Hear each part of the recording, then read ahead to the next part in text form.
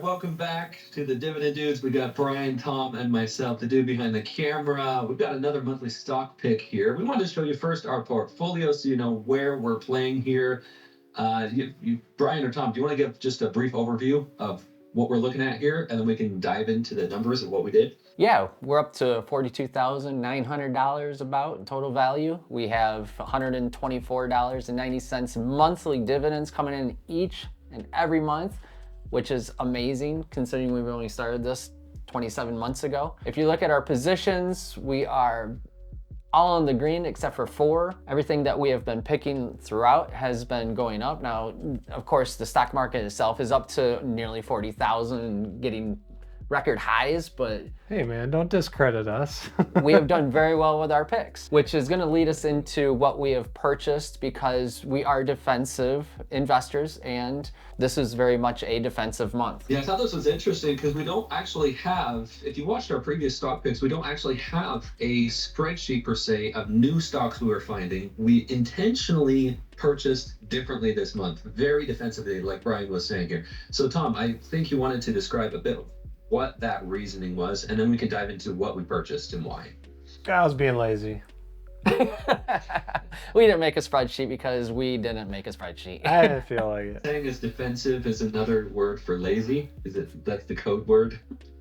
You know, I think there was a Warren Buffett, Benjamin Graham, they wrote a book called Intelligent Investor, and I think it was the phrase they used was apathy bordering on laziness, I think is what it was. That's not what we did, but I mean, that's it, to some people who don't know us might think like, well, why didn't you do it? Well, that's why we didn't do it. It's the reason why we didn't do it is because there's a long answer here. Because when all the stocks are high, it's very hard to get a beat up stock that we like, that we want to put our money into. So we generally will look at our portfolio to see what's beat up in our portfolio to put money into that.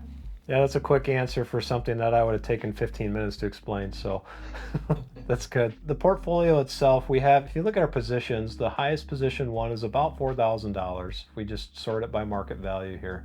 You'll notice the lowest one on the portfolio is only $400. Now, the origination of this portfolio was $400 a month, so that was 27 months ago that we started, and now we're up to almost $43,000. And the highest position is Procter & Gamble, and that's somewhat based on gains. But what you don't want to do in a portfolio is you don't want to overweight one particular stock where you have 80% of your market in, like, let's say we had $35,000 in Procter & Gamble. Well, you don't want that because if Procter & Gamble goes down, then your whole portfolio goes down. So what we're trying to do this month is take advantage of what we're seeing are some risks in the market. We see quite a bit of headwinds. The M1, the M2 money supply, the delinquencies on MasterCard and Visa payments. We're seeing the housing market just keeps going. Just keeps getting propped up. Like the interest rates are still high. It's like the Energizer Bunny. Like the interest rates are high, supply is low, people are still buying in some markets. I mean, where we're at, it's still doing pretty good, but we've heard stories of other areas that are not. Why does this matter? Well, if you have a stock portfolio and you are trying to hedge against potential risks, you need to spread things around a bit. So we did a lot of research this month on the stocks in our portfolio that were not performing as well as others. So if you sort our portfolio by the gain and loss, you'll notice that there are 4 of them that, even though they pay dividends, they're overall not performing well. The rest of them, they're all profitable. We tend to ignore the most profitable ones where we look at selling. So in this case, we had Intel, Johnson & Johnson, Pfizer, and Devon Energy, and we looked at those numbers in depth, and we ended up buying 3 of them this month to spread it around a little bit. And you'll notice that the Devon Energy position is only $1,000. Well, we've got Pfizer, Johnson & Johnson, Intel are $4,000 each, and we ended up buying those 3, $1,000 into each. Why did we do that? Intel in particular, when we bought Intel, they went up like 60%, and we talked about selling that stock. We were like, it didn't seem like they were warranted the gain that we had gotten out of them, so we just held on to it because we don't want to pay capital gains and all that. But then since that time, news broke that they weren't going to complete their gigafactories or their new factories in Pennsylvania on time. There's a little bit of a delay there. NVIDIA ate their lunch with the AI thing, and Intel's starting to punch back now finally. But they dropped. They went from 60% down to -1. So right where we bought them, we figured okay, well, they're not going anywhere. Their net revenue is basically, their operating revenue is basically where it was last time. Right. So we just added to it. We believe them long term is gonna probably do pretty just fine, do just good, do just fine, just good, just pretty good, Just pretty good. And just pretty good. just that's all, folks. And this is what we say all along, is that we invest for the long term and not the short term. So if it was 60%, it was still a viable option, and we still like the company. So just because it went up 60% and we didn't want to pay the capital gains, and it went down, we're not worried about it, because we know the gigafactories are going to come up. They're going to get their AI chips out, and eventually all that profit is going to come in. People are going to pile into it again when that happens, and we're going to make our money. I mean, if you look at the portfolio, it's pretty obvious we know what we're doing, but Yeah. You got to be patient, very patient. A defensive investor is a patient investor. so it's not laziness, it's Right. just patience. So back to the other two positions we bought. We have Johnson & Johnson is the second one. Now, if you're not familiar with Johnson & Johnson, you probably don't take a bath or shower, and we probably don't really want to be talking to you in person. No, these are guys that we talked about last month that have really good attorneys. Very good attorneys. That's why we bought them. They 'cause get they have really sued. good attorneys. They get that number down. They don't pay as much. They're very good attorneys. That's right. But that's not why you want to buy a company. Now, you talking Johnson about? Johnson is one you probably don't even know and realize that you're using their products. If you look around your house, you probably look at the label and say, "Oh my, that's Johnson & Johnson." What are you talking about, man? If I'm a competitor to Johnson & Johnson, they could sue you under the table and they would still do good. You get your money back They would. just from their attorneys. I think Johnson & Johnson would just buy most companies to stop getting sued. So on the lawsuit note for Johnson & Johnson, they did actually settle some of the stuff going out of COVID, and they settled for less than what the expectation was. Now, these guys got beat up pretty bad. Mostly it had to do with all the profits they made during COVID. And then people just expected that to continue when COVID ended. And their consumer business was not in COVID. It's in soap and household use items. Like they do some medical stuff, but Right. it's a lot of consumer goods that they make their money on, not necessarily just all the vaccines and stuff. Now they have a pretty big research arm in that, but if you'll notice, in far as Pfizer's concerned, if you look at their total assets and you look at their total liabilities here, not a whole lot's going on with them. The liabilities are dropping by the same amount as their assets. You look at their cash flow statements, go all the way down to their net change in cash. You can see the effect of COVID, and you can see how they're coming out of that. And right now, they got a lot of good cash coming for this particular year. Back to why we would buy Johnson & Johnson. If you are having a bad year economically, the market's crashing, it's not doing good, you want to have investments in companies that produce products that people have to have. Johnson & Johnson is one of those companies. You, just like Procter & Gamble, you need some of the stuff they have to do. Otherwise, you're not shaving, you're not taking a bath. Toilet paper, shampoo, soap. You're not hiring good attorneys. You can't afford their attorneys. No, probably not. So we decided to add to Johnson & Johnson because we feel like they've been unfairly treated in the market, all centered around one of their product lines, not all of their product lines. So long term, we're sure they're going to do just fine. So especially if you take a look at some of their net income levels, just look at this.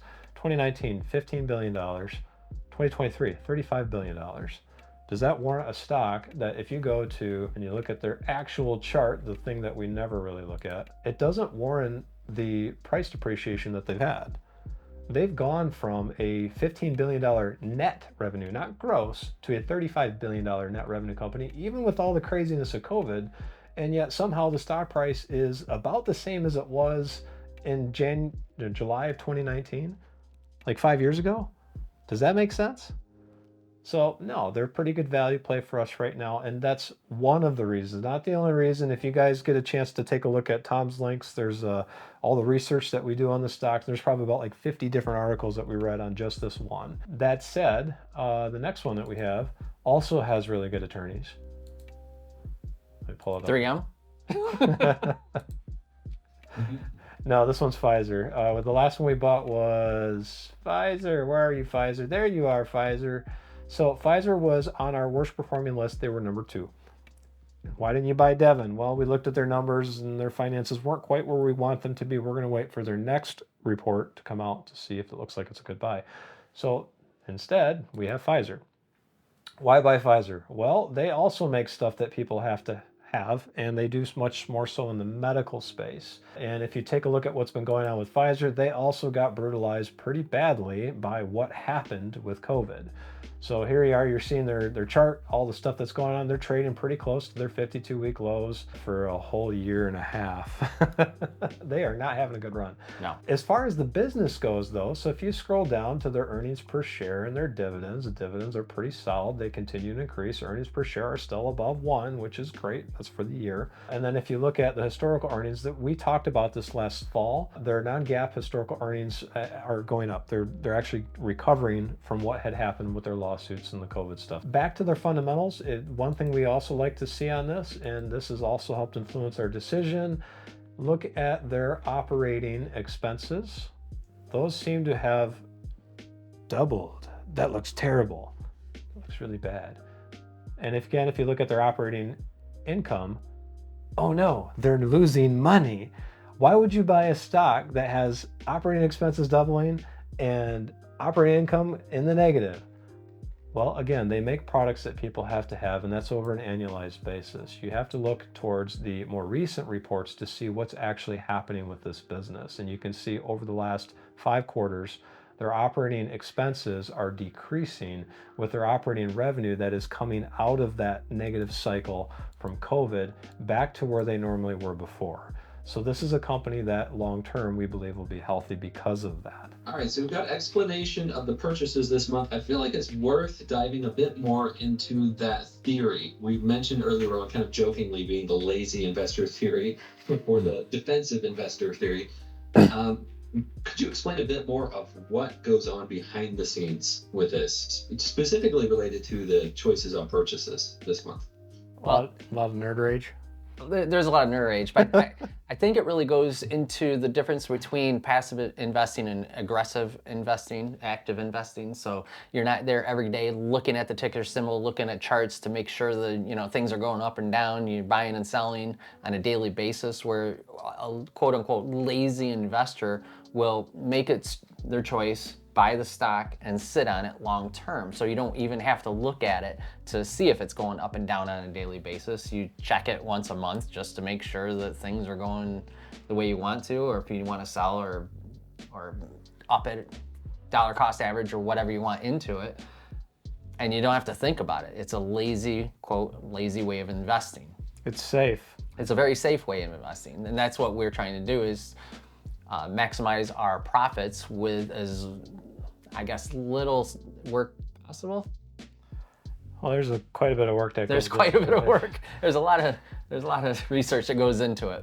The reason why we started the channel is to help you, a new investor, figure out how to do this. Because a lot of times we've had in our comments where people say, well, we don't know half the time what you're saying, but we believe what you're saying. In my personal portfolio, I will admit I'm a little bit more risky than what you see in Dividend Dudes. I will buy stocks that are a little bit more edgy than this. My personal portfolio has a lot more money than what you see here. And I can afford to take that risk because I get dividend checks that are much bigger. When you're just starting out in the market, you need a good foundation to build from, and that's what this is. If you're brand new to the investment and you're buying a meme stock for fear of missing out and you're trying to do something that's super risky, you could lose it all tomorrow. That's the market. I mean, something could happen to the business. Meme? Did you say meme? I said meme. It's a meme stock. Meme. Meme? Meme? Meme. Meme? Comment below. I don't know what I don't buy meme stocks. Meme. Meme stocks. Meme stock. I'm gonna make a new meme about the meme stock. I buy meme stocks on Moomoo. Sorry, go ahead. That's the point, though. I mean, you want to make sure that the person that's new to the game, that understands how, or maybe doesn't understand how the financial world works, doesn't lose their shirt the first couple years they're in the business. So you buy rock solid, stable companies that can pay you dividend checks and get you nice memes. And that's the key, is we want to make sure that you don't lose money, you gain money. And there are other ways to make money quicker if you want to do options and stuff like that, but it's a lot riskier, and when you lose money, you could lose a lot more money. We'll show you that with this portfolio later on. But right now, we need enough dividend checks coming in from the portfolio right now to build a nice defensive hedge in case the market crashes. The political system in America right now is a mess. There's a lot of things going on with the M1, M2 money supply. Banking balances have $600 billion of unrealized losses on their gains. Job losses are happening. The housing market's all crazy. That could get kicked down the road for 3 or 4 more years before something actually happens. Right. And keep in mind that there's an election coming up that could vastly change the landscape of what investing looks like for the short term. Right. But if you're in a portfolio like this one, a defensive one with companies that make products that people have to have, even if it drops a little bit, you're going to be okay. That's the mindset behind this type of purchase. Like I said, when the dividend checks get bigger, you're going to see us take a little bit more risks with our portfolio, but this is meant for you as a new investor to get started in a safe way where you don't really have to sit there worrying about what your stocks are going to do next week or next month or even next year. You can hold on to a lot of these for a very long time and do just fine. Amen, brother. All right, I love it. There you have it. And you watching this, you know what to do. Go ahead and like this video if it's helpful and it's fun to see the behind the scenes. And also just subscribe if you want to stay in the loop on what we are doing with stock purchases and our analysis of stocks going forward. So we'll see you next video. Mimi. Mimi. Me. All right, I'm stopping my recording.